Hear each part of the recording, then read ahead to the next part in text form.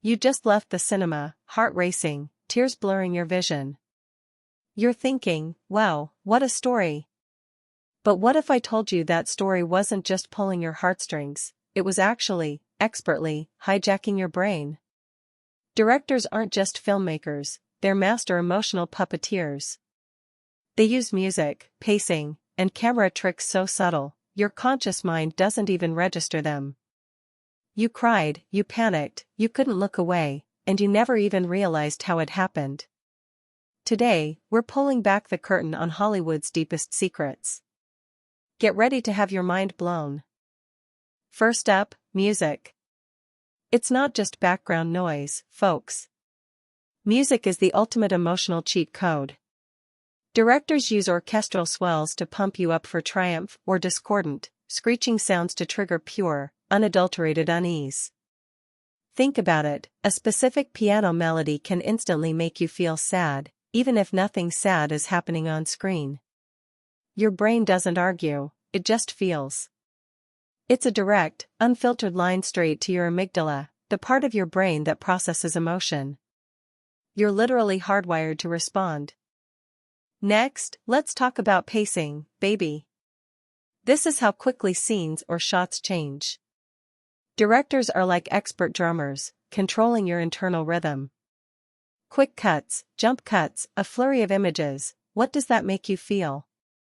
Panic. Excitement. Disorientation. Your heart rate naturally speeds up to match the visual tempo.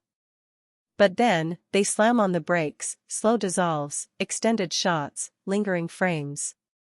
Suddenly, you're experiencing contemplation, sadness, or dread. It's a direct assault on your nervous system, a roller coaster ride designed without your conscious input.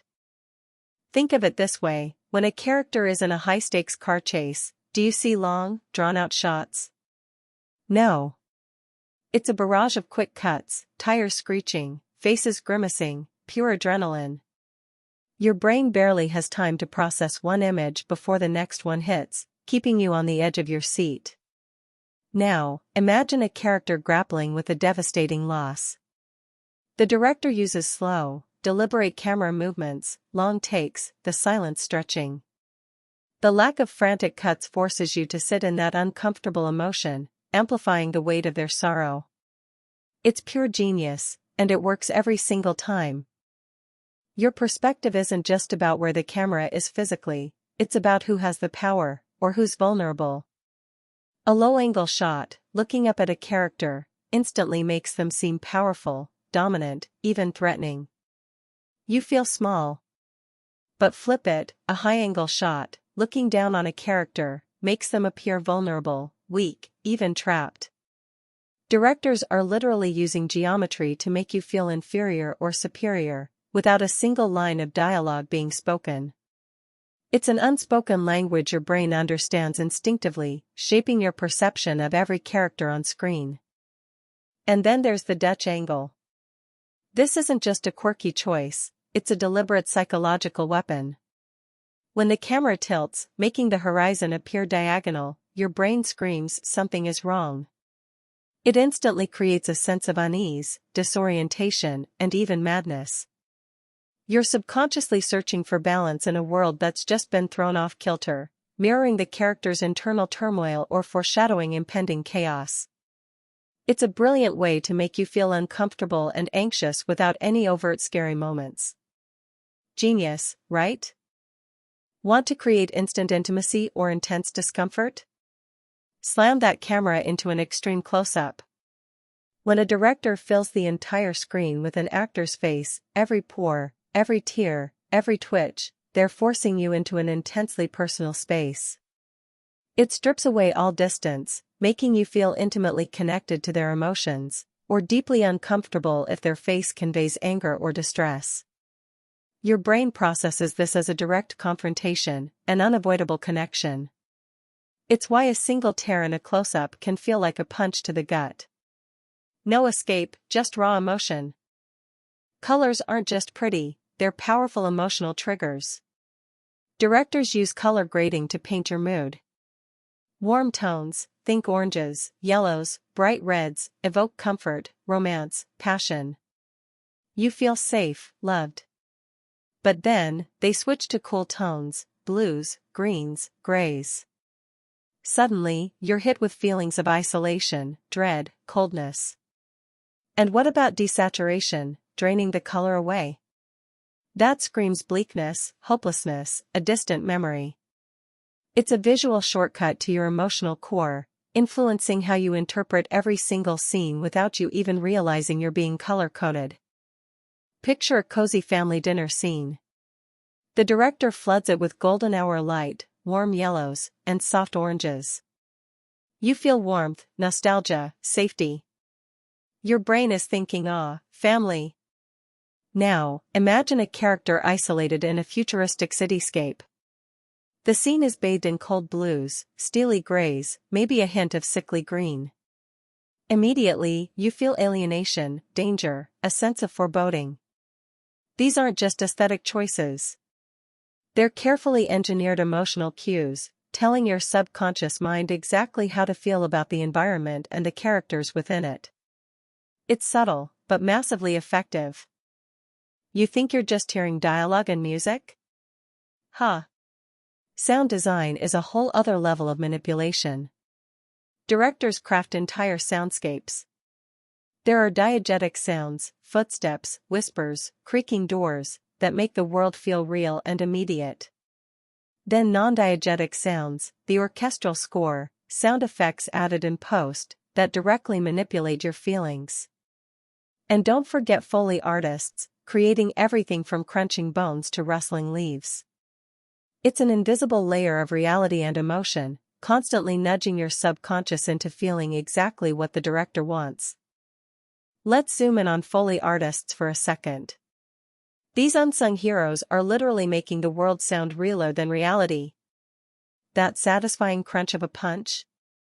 Probably a celery stick. The squelch of a monster?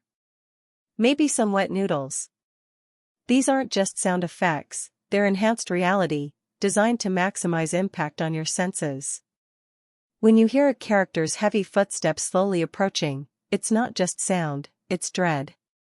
A creaking floorboard isn't just wood, it's a jump scare waiting to happen. Foley adds a visceral layer that your brain can't ignore, triggering primal responses. Ever felt a flicker of unease but couldn't place why? You might have just experienced a subliminal flash.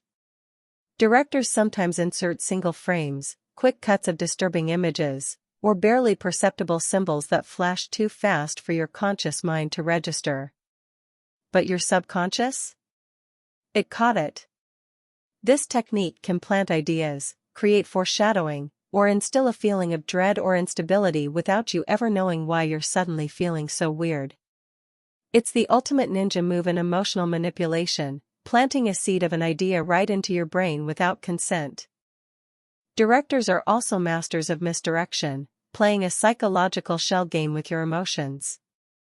They'll set up expectations, make you believe something is about to happen, only to completely flip the script. Red herrings, false clues, sudden genre shifts, these techniques keep you on edge, prevent you from predicting the outcome, and make the emotional payoff or shock even more potent. When your expectations are subverted, the emotional impact is amplified because your brain is caught off guard. You thought you knew, but you were just a pawn in their emotional game.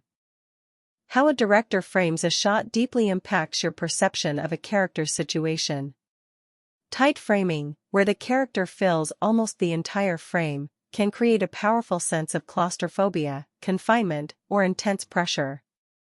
You feel trapped right along with them. On the flip side, negative space, lots of empty space around a small character, can evoke loneliness, insignificance, or even danger in a vast, uncaring world.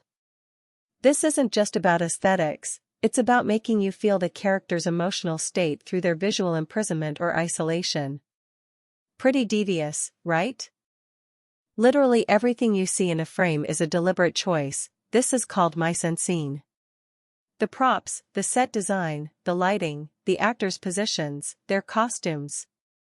Directors meticulously arrange these elements to create a specific mood or subtly convey information.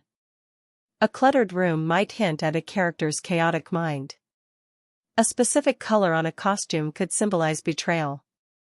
Nothing, I repeat, nothing, is accidental. Every detail is a tiny, unconscious trigger, working in concert to shape your emotional experience, silently directing your feelings moment by moment. Beyond the technical wizardry, directors tap directly into our deepest, most primal psychological triggers. Fears of abandonment, the unknown, social rejection, the grotesque, these aren't learned, they're hardwired. A subtle shadow, a distorted face, the sound of a child crying in the distance, these aren't just story elements.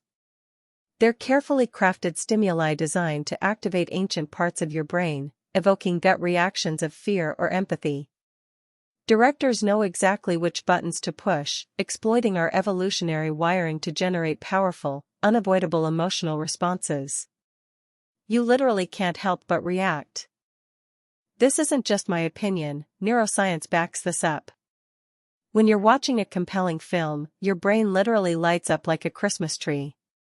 The amygdala, your fear and emotion center, goes into overdrive during suspenseful scenes. Your prefrontal cortex, responsible for decision-making, tries to predict outcomes. Your hippocampus, linked to memory, helps you form lasting connections. Directors are effectively giving your brain a guided tour through an emotional roller coaster, activating specific neural pathways at precise moments. You're not just observing a story, your brain is actively experiencing it. Ultimately, all these techniques converge into one grand, overarching goal, guiding you through an emotional arc. Directors meticulously plan your journey from initial curiosity, through periods of joy, suspense, sorrow, and ultimately, resolution. They don't just tell a story, they craft an experience, an emotional narrative where every single frame, every sound, every cut is a stepping stone. You might think you're choosing to feel, but often, you're being led, frame by frame, second by second, exactly where the director wants your heart to go. It's truly a marvel of psychological engineering. So, the next time you're sitting in a darkened room, popcorn in hand, and you suddenly feel a lump in your throat or a shiver down your spine, remember, it's not just the story.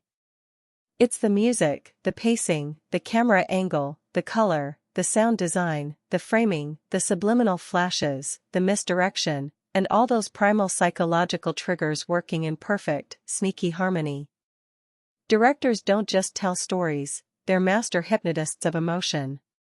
Now that you know their secrets, will you ever watch a movie the same way again? I bet you can't unsee it. Go forth and analyze, movie buffs.